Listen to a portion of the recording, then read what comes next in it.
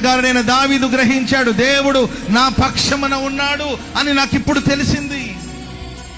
నేను ప్రార్థన చేసిన వెంటనే శత్రు వెనకకు మళ్ళారు.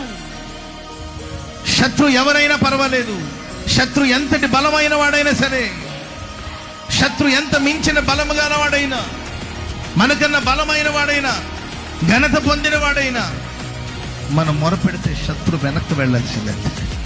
ఎందుకంటే దేవుడు నా పక్షాన ఉన్నాడు. ఎవరో దేవుడు మీ పక్షాన ఉన్నాడని చెప్పడం కాదు. ఇప్పుడు హాస్పిటల్లో చెప్తా ఉంటారు, మీ దేవుడే కాపాడాడండి, మీ దేవుడు మీ పక్షాన ఉన్నాడండి అంటారు. కోర్టులో వాళ్ళు చెప్పొచ్చు, మీ దేవుడే మీ పక్షాన్ని నిలబడి న్యాయం తీర్చారండి, లేకపోతే మీకు న్యాయం జరిగేది కాదు.